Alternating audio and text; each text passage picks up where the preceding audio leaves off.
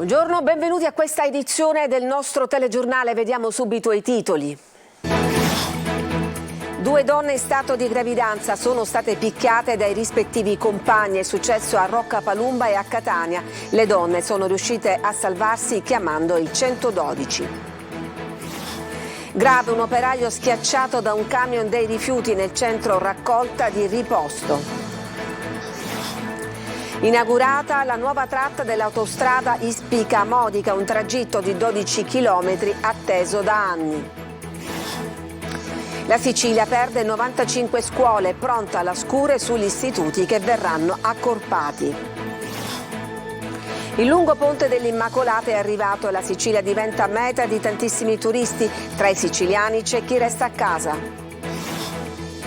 Scoperto a Gela un enorme bacino d'acqua sotterraneo. La riserva potrebbe essere utile contro la carenza idrica dell'isola.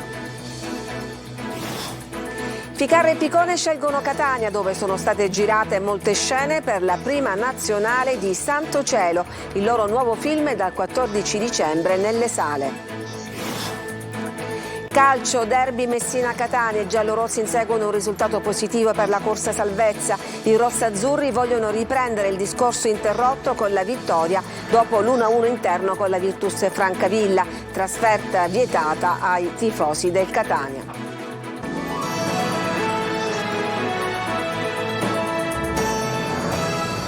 Schiaffi e pugni verso le compagne in stato di gravidanza, ancora violenza sulle donne. 2 episodi molto simili sono successi a Roccapalumba, in provincia di Palermo, e a Catania. Marco Gullà. Ancora maltrattamenti, ancora violenza sulle donne. 2 storie molto simili. La prima arriva da Roccapalumba, nel palermitano. Un uomo ha continuato a maltrattare la compagna in stato di gravidanza e i carabinieri della compagnia di Carafreddi lo hanno arrestato. Le indagini sono scattate dopo la drammatica richiesta di aiuto della donna di Roccapalumba, la centrale operativa. L'operatore, sentendo le urla della vittima, ha inviato d'urgenza una gazzella del radiomobile, personale sanitario. I militari hanno fornito quindi il primo intervento, soccorrendo la donna, che è stata trasportata al pronto soccorso di Termini Imerese. Per fortuna il bimbo in grembo sta bene. I militari della stazione hanno ricostruito l'aggressione e soprattutto i soprusi e le minacce subite negli anni dalla donna. L'uomo ha 46 anni. Un'altra storia di maltrattamenti verso la compagna arriva da Catania. Anche qui la donna è in gravidanza e ha raccontato tutto alla sala operativa dei carabinieri, ovvero di essere stata aggredita dall'uomo con problemi di tossicodipendenza, che era andato in escandescenza colpendola al volto con degli schiaffi. Il 44enne, che si trovava ancora sul posto alla vista dei poliziotti, ha tentato di darsi alla fuga, ma è stato tempestivamente fermato e quindi arrestato. Notizia dell'ultima ora: un uomo di 69 anni, Francesco Simone, è stato ucciso con colpi di pistola nelle campagne di Favara, in contrada Poggio Muto. Siamo in provincia di Agrigento, indagano i carabinieri. Francesco Simone era titolare di una rivendita di autovetture. La vittima è stata colpita da più colpi al volto. Al dare l'allarme, i familiari sul posto sono intervenuti i carabinieri a coordinare l'attività investigativa. C'è anche il PM Maria Barbara Grazia Cifalino. Grave incidente sul lavoro stamattina a Riposto, vicino a Catania. Un operaio di 56 anni della ditta Impregilo è stato investito da un camion mentre era al lavoro nel centro comunale di raccolta dei rifiuti. Apparso subito in gravissime condizioni, è stato trasportato in elisoccorso all'ospedale Cannizzaro di Catania, dove è ricoverato in codice rosso. A quanto pare all'improvviso il mezzo avrebbe cominciato a muoversi e l'uomo, per fermarlo, è rimasto incastrato nel muretto, procurandosi lo schiacciamento del torace e vari traumi addominali. Aperta oggi al traffico la tratta autostradale Ispica-Pozzallo-Modica dell'autostrada 18, un tragitto di 12 km atteso da diversi anni. Veronica Barbarino. Il presidente della regione Renato Schifani ha inaugurato questa mattina il tratto dell'autostrada Siracusa-Gela fino al casello di Modica. Oggi registriamo un momento di arricchimento del nostro sistema infrastrutturale. Per quanto mi riguarda, sono fortemente impegnato sul solco di migliorare le infrastrutture stradali e ferroviarie della nostra regione. A Catania e Ragusa continuerò il lavoro ereditato di commissario, ma i lotti sono stati appaltati i lavori stanno partendo. L'opera, con i suoi 12 km di lunghezza, completa gli 8 km messi in esercizio nell'agosto del 2021 tra Rosolini e Ispica. La tratta che è una delle più moderne, speriamo che questa autostrada possa contribuire a dare energia e vigore all'economia di questo territorio. Un passo avanti per il completamento dell'infrastruttura. Si guarda adesso al lotto numero 9, che porterà l'autostrada fino al comune di Scicli. Per la Siracusa-Gela abbiamo ottime prospettive e se riuscissimo a reperire le risorse mancanti proprio in primavera del prossimo anno si potrebbero avviare i lavori già dal fine del prossimo anno o al massimo dall'inizio del 2025. Schifani ha parlato di un lavoro congiunto delle istituzioni e ha tagliato il nastro affiancato dal sindaco di Modica Maria Monisteri tra gli applausi dei tantissimi presenti. Parliamo adesso di tagli alle scuole. Saranno ben 95 gli istituti siciliani che scompariranno il prossimo anno. L'elenco è quasi pronto, anche se c'è ancora qualche margine di trattativa. Manlio Viola. È bufera nel mondo della scuola in Sicilia. I tagli alle dirigenze scolastiche, che si traducono nella sparizione di istituti che vengono accorpati ad altri, faranno saltare fra le 93 e le 95 presidenze con relative autonomie gestionali. Per gli studenti non cambia nulla se non la soppressione di nomi di istituti storici e in alcuni casi l'esigenza di fare qualche chilometro in più per andare a scuola, tranne qualche occasione particolare. Il piano non è ancora definitivo, ma manca davvero poco alla trasmissione dell'elenco ufficiale dei tagli. Entro la fine dell'anno il documento sarà completo. L'ultima lista è emersa dall'animata riunione di martedì scorso, nella quale Palermo ha recuperato 3 istituti, Siracusa ne ha perso uno in più rispetto alle previsioni. Il quadro adesso vede le province di Palermo e Catania al vertice dei tagli, perderanno 19 istituti ciascuna, segue Messina che ne perderà 11 e Siracusa che vedrà tagliare 10 poltrone di preside nella provincia. Non si sta meglio invece in altre province come Agrigento e Trapani, più piccole, che vedono sparire 9 istituti ciascuna, 7 a Caltanissetta, 6 a Ragusa, 5 a Enna. A Catania scoppia il caso dell'accorpamento dell'aeronautico Ferrarin al Nautico Duca degli Abruzzi per far nascere il polo dei trasporti. Qui gli studenti avranno delle difficoltà. A Palermo gli istituti di Mondello e Partanna diventano una scuola sola, lo stesso per le scuole medie dei quartieri popolari. A Siracusa sollevamento popolare, ma anche del sindaco che annuncia che si metterà di traverso rispetto a questo piano. A Caltanissetta l'idea strana di accorpare le 2 scuole di San Cataldo ad altri 2 istituti del capoluogo Caltanissetta e non fra loro. Su tutto il numero complessivo che dice come la Sicilia sia pronta alle indicazioni centrali. Roma chiedeva 93 tagli, i sindacati avevano individuato soltanto 33 possibili accorpamenti. Palermo ne propone addirittura di più, 95. La battaglia sembra essere ancora alle schermaglie iniziali. Una nuova legge contro chi paga il pizzo, quanto chiede il Fondo Anti-Racket Italiano in Sicilia. Le ultime inchieste hanno evidenziato infatti che le aziende e gli imprenditori sono ormai rassegnati e non reagiscono più. Marco Carli. Le ultime operazioni delle forze dell'ordine e relative indagini, soprattutto a Catania, hanno evidenziato un dato preoccupante. Molte aziende e di conseguenza molti imprenditori pagano il pizzo con rassegnazione, quasi con assuefazione. E arrivano poche denunce. Ecco perché la Federazione Anti-Racket Italiana in Sicilia chiede una nuova legge contro chi si piega alla mafia. Una legge stabilita di concerto fra la politica e le associazioni con alcuni punti cardine ipotizzati. Quindi chi paga il pizzo non può, ad esempio, partecipare a bandi pubblici, chi paga il pizzo non può presentarsi e richiedere concessioni governative, ad esempio sto parlando di lidi o di spazi pubblici per i bar, per i ristoranti. Quindi tutta una serie di limitazioni per chi paga il pizzo ma non lo denunzia. La preoccupazione, come detto, è legata all'assuefazione di chi paga. La speranza è che le giovani generazioni invertano la tendenza, come purtroppo ora non succede. Occorre delle manifestazioni, occorre delle prese di posizione da parte anche della politica locale, con forza riguardo a questi avvenimenti. Se non si ha uno scatto di orgoglio da parte della popolazione, della società civile, dei giovani, dei ragazzi, degli studenti, delle scuole, purtroppo ci abitueremo a queste notizie e nessuno ci farà più caso. Il lungo ponte dell'Immacolata è arrivato e la Sicilia diventa meta di tantissimi turisti. Molti siciliani invece restano a casa. Francesco Aloi. Io sto partendo. Andrò in vacanza a Budapest. Pronti, partenza via. Il lungo ponte dell'Immacolata è arrivato. Un fine settimana allungato che chi può trascorre in vacanza. Grazie al ponte dell'Immacolata avevamo qualche giorno libero, quindi siamo venuti qua. Arriviamo da Monza, siamo sbarcati ieri a Catania, facciamo Siracusa, poi andiamo a Noto, Marzamini, Ragusa. Un italiano su 2 ha prenotato 2 mesi fa per un ponte che in molti trascorrono nella propria regione. Secondo i Dreams, la meta italiana preferita è Milano, seguita da Catania, Roma, Palermo e Napoli. Nelle classifiche la Sicilia non manca mai. Fortunatamente il clima è migliore rispetto al nord, dove già avevamo guanti, cappello. È praticamente impossibile guidare, a mio avviso, quindi questo è un aspetto che inquieta molto. Però la storia, la cultura, la cucina... Cucina ottima, anzi siamo qui per questo, anche tra le tante cose. Sole misto a qualche nuvola, ma con temperature basse. È il meteo previsto per questi giorni, anche se da domenica la colonnina di mercurio dovrebbe tornare a salire. La voglia di scoprire nuovi posti è tanta. La Sicilia è molto bella, è un posto meraviglioso. I like it.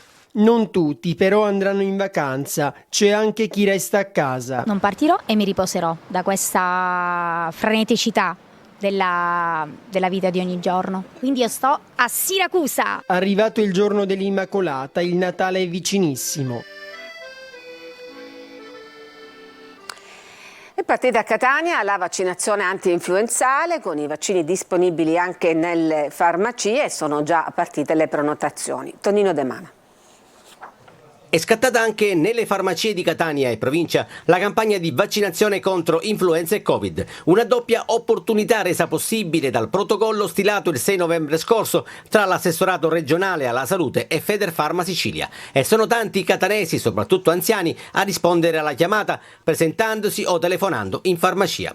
Il vaccino anti-influenzale viene somministrato gratuitamente nelle farmacie ai soggetti di età compresa tra i 18 e i 65 anni ed è fortemente raccomandato alle cosiddette persone a rischio. Fondamentale perché la vaccinazione permette di superare più facilmente queste eventuali patologie, quindi c'è la necessità di una protezione semplice con una vaccinazione che è molto facile da attuare. Nelle farmacie abbiamo già attivato in questi giorni la possibilità di effettuare anche la vaccinazione sia antinfluenzale che contro il Covid con i vaccini aggiornati a quest'anno. 13 di dicembre già sono prenotato per il vaccino antinfluenzale. Io sono prenotata già dal mio medico curante. Si è vaccinata per l'antinfluenzale? Sì, la settimana scorsa. E ora sto chiedendo quello del Covid. Contestualmente alla vaccinazione anti-influenzale i cittadini potranno ricevere gratuitamente anche il vaccino anti-Covid. È stato anche appurato che è possibile, quindi normalmente si fa in un braccio uno e l'altro braccio l'altra vaccinazione, quindi è anche possibile fare questo. L'elenco completo delle farmacie presso le quali vaccinarsi è possibile è sul sito aspct.it. Andiamo adesso a Gela, dove è stato scoperto un enorme serbatoio d'acqua sotterranea con una capacità 50 volte superiore all'acqua attualmente conservata negli invasi siciliani. Ci spiega tutto Gerry Italia. Un'enorme riserva idrica custodita sottoterra per milioni di anni, un giacimento di acqua sotto le montagne tra 700 metri e 2,5 km di profondità che ha la capacità di circa 50 volte superiore all'acqua conservata negli invasi siciliani. È la scoperta dell'Istituto Nazionale di Geofisica e Vulcanologia che ha trovato nel sottosuolo tra Gela, Licodia e Eubea un enorme bacino di acqua custodito nelle viscere della Sicilia meridionale. Lo studio scientifico è stato condotto in collaborazione con un gruppo di ricercatori dell'Università di Malta e dell'Università Roma 3 e rivela la presenza di risorse idriche sotterranee senza precedenti nella formazione Gela, una piattaforma carbonatica triassica nel sottosuolo della Sicilia meridionale, formatasi in un'era geologica in cui l'isola e l'Africa erano continente unico a causa della chiusura dello stretto di Gibilterra, come spiega il geologo Giuseppe Collura. In questo contesto geologico molto particolare, quindi affiorano queste rocce, che sono rocce molto più antiche, appunto la formazione Gela sono delle rocce carbonatiche, e cominciano a riempirsi di acqua. acqua. In un tempo abbastanza breve e in maniera molto repentina si riapre la comunicazione tra il bacino del Mediterraneo e l'Oceano Atlantico, quindi ricomincia in maniera violenta ad entrare acqua dall'oceano verso il bacino del Mediterraneo, e tutte queste rocce vengono quindi ricoperte. Quindi questo serbatoio viene ricoperto da tutte le rocce che si formeranno successivamente. La scoperta di questo vasto accumulo d'acqua è il risultato di un approccio innovativo che combina l'analisi di pozzi petroliferi profondi con avanzate tecniche di modellazione tridimensionale del sottosuolo. Il passo successivo è quello di andare a vedere direttamente attraverso dei pozzi, la qualità e la quantità effettiva di questa acqua che si suppone possa essere contenuta in queste rocce. L'immenso giacimento di acqua potrebbe essere utilizzato per mitigare la crescente carenza idrica. Qual è l'aspetto interessante rispetto ad uno scenario tra virgolette catastrofico, no? Cioè una crisi climatica per esempio in cui si va verso una siccità prolungata, quello di sapere che c'è una disponibilità di acqua nel sottosuolo che per come è per come è conservata può essere anche facilmente estratta. Cybercrimine in questura a Catania, siglato un accordo tra polizia e l'Associazione degli Artigiani, la CNA. È stato siglato in questura a Catania un protocollo d'intesa tra la Polizia e la Confederazione Nazionale dell'Artigianato e delle Piccole e Medie Imprese per la prevenzione e il contrasto dei crimini informatici. L'accordo è stato firmato dal dirigente della Polizia Postale Sicilia Orientale Marcello Labella e dal presidente di CNA Floriana Franceschini, alla presenza del questore Giuseppe Bellassai. Uno strumento di prevenzione fondamentale, come conferma Marcello Labella. Ricordiamo che solo il nostro territorio ha avuto oltre 330 attacchi hacker alle imprese e piccole imprese, quindi questo è un dato che non dico allarmante, che però deve puntare affinché noi abbiamo un'attenzione maggiore verso questo mondo. La convenzione si ispira al principio di sicurezza partecipata al fine di assicurare in via sinergica ed efficiente le risorse del sistema paese a vantaggio dell'intera collettività. Ci fermiamo per una pausa e poi torniamo per parlare del nuovo film di Ficarra e Picone.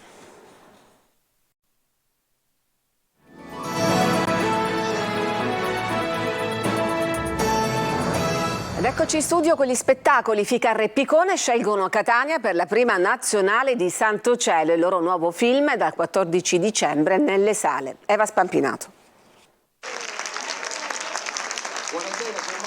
Ficarra e Picone tornano a Catania, dove negli scorsi mesi hanno girato Santo Cielo, il loro nuovo film, l'8º, con la regia di Francesco Amato, e scelgono il pubblico catanese per vedere la pellicola per la primissima volta in sala con gli spettatori. Ci sembrava giusto a Catania, visto che ci ha ospitato ed è una protagonista del film, anche se materialmente non si dice mai Catania, ma viene fuori una città bellissima, che ha contribuito molto all'immagine da favola di questo film.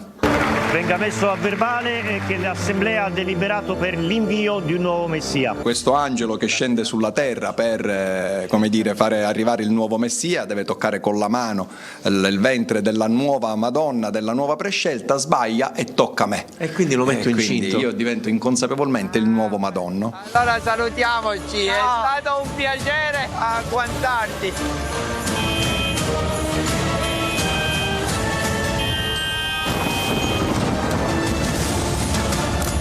Ma quello è deficiente!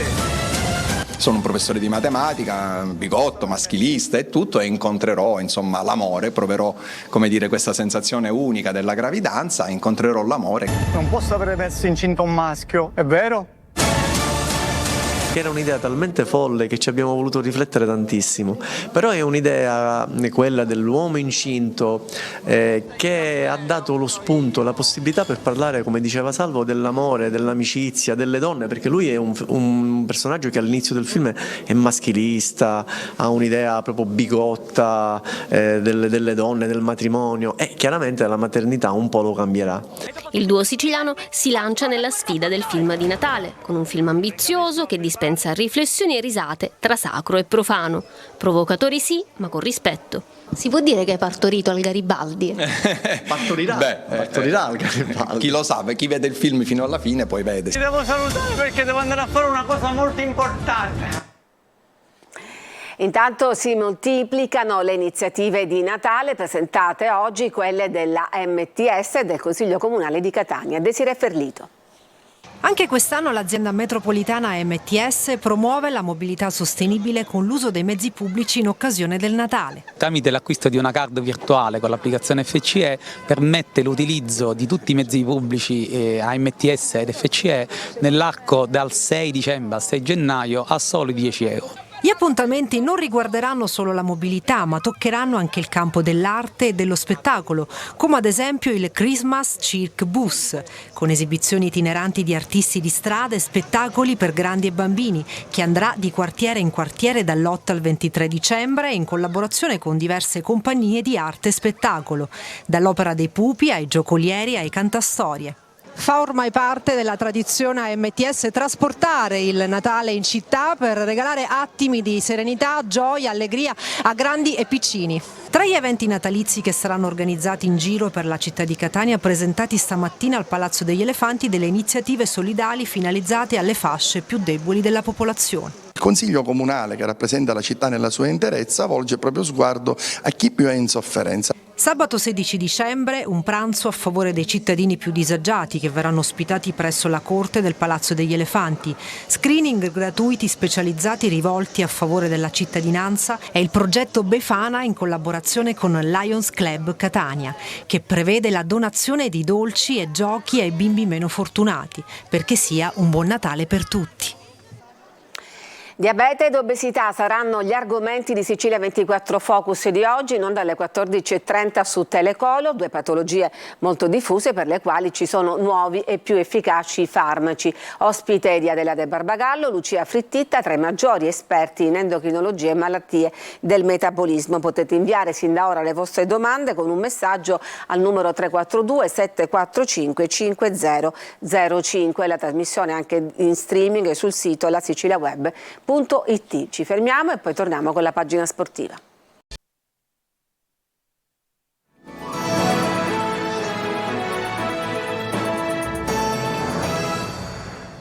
Ed eccoci allo sport, torna il derby fra Messina e Catania, trasferta vietata ai tifosi rossazzurri. Marco Carli. Manca dal 2021 e l'attesa c'è, come inevitabile che sia. Messina-Catania è stato vissuto in tutte le categorie, dalla Serie A fino ai dilettanti, e sabato ci sarà un nuovo atto con il Catania che ha una nuova società e da poco un nuovo allenatore capace di stimolare il gruppo, anche se ci sono ovviamente ancora tanti fattori da sistemare. Sarà importante il mercato di gennaio, ma intanto si pensa al presente perché Lucarelli è stato chiaro, vuole arrivare il più in alto possibile alla fine di dicembre per poi coltivare le speranze e magari il sogno dal girone di ritorno in poi.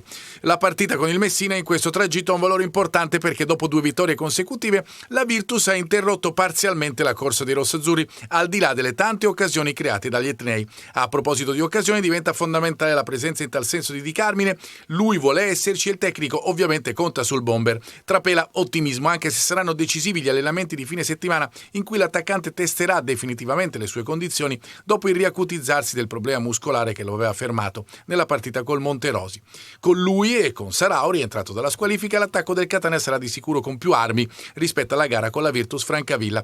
I problemi del Messina invece sono in difesa fermo Lia, con Polito squalificato, mancherà anche Buffa mentre torna disponibile Franco. I giallorossi hanno ripreso a respirare a Teramo col Monterosi dopo 5 sconfitte consecutive, una vittoria che ha fatto bene al morale. Sarà una festa con un pubblico maggiore rispetto al solito a Messina, ma non da pienone. Il Franco Scoglio ha un'agibilità di 7.000 posti. Come noto non ci saranno i tifosi del Catania, trasferta vietata per i residenti nella provincia etnea.